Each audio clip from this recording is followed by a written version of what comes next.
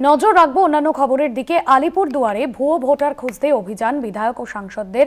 বিবেকানন্দ পঞ্চায়েতের বাদলনগরে অভিযান বিধায়ক সুমন কাঞ্জিলালের অভিযান। লস্করপাড়ায় অভিযান রাজ্যসভার সাংসদ প্রকাশজিৎ বড়াইকের। মুখ্যমন্ত্রীর কড়া নির্দেশের পরেই অভিযান তৃণমূলের। প্রতিনিধি অজয় শাহ রয়েছেন আমাদের সঙ্গে ফোন লাইনে। অজয়, কি জানা যাচ্ছে? দেখো, মুখ্যমন্ত্রীর নির্দেশের পর কিন্তু ভুয়ো ভোটার খুঁজতে তৃণমূলের অভিযান শুরু হয়েছে।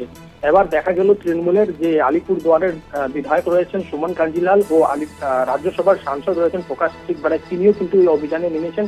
এদিন আলিপুরদুয়ার ১ নং ব্লকের বিবেকানন্দ গ্রাম পঞ্চায়েতের বাদলনগর এলাকায় ভুয়ো ভোটার খুঁজতে অভিযানে নামেন আলিপুরদুয়ারের বিধায়ক সুমন কাঞ্জিলাল। অপরদিকে কুমারগ্রাম ব্লকের বারোবিশা লস্করপাড়া এলাকায় বাড়ি বাড়ি যান রাজ্যসভার সাংসদ ও তৃণমূল নেতা জেলা সভাপতি প্রকাশজিৎ বড়াইক। জানা গিয়েছে গত 21 ফেব্রুয়ারি কলকাতা থেকে ভুয়ো ভোটার শনাক্ত করতে দলীয় কর্মীদের নির্দেশ দিয়েছিলেন রাজ্যের মুখ্যমন্ত্রী মমতা বন্দ্যোপাধ্যায়।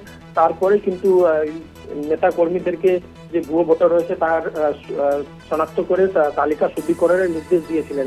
এরপর থেকে কিন্তু রাজ্য জুড়ে শুরু হয়েছে ভুয়ো ভোটারের তালিকা শনাক্ত করার কাজ।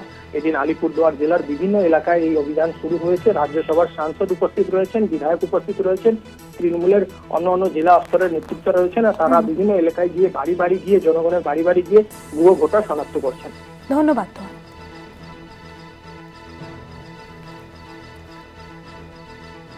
আলিপুরদুয়ারে ভুয়ো ভোটার খুঁজতে অভিযান বিধায়ক ও সাংসদদের। মুখ্যমন্ত্রীর নির্দেশের পরেই বাড়ি বাড়ি গিয়ে ভোটার তালিকা যাচাই করছেন তৃণমূলের নেতাকর্মীরা।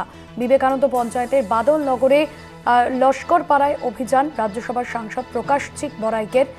পাশাপাশি তৃণমূলের কর্মী সমর্থকরা বিভিন্ন জায়গায় ভোটার লিস্ট স্ক্রুটিনির কাজ ইতিমধ্যেই শুরু করেছেন। মুখ্যমন্ত্রীর কড়া বার্তার পরেই অভিযান তৃণমূলের।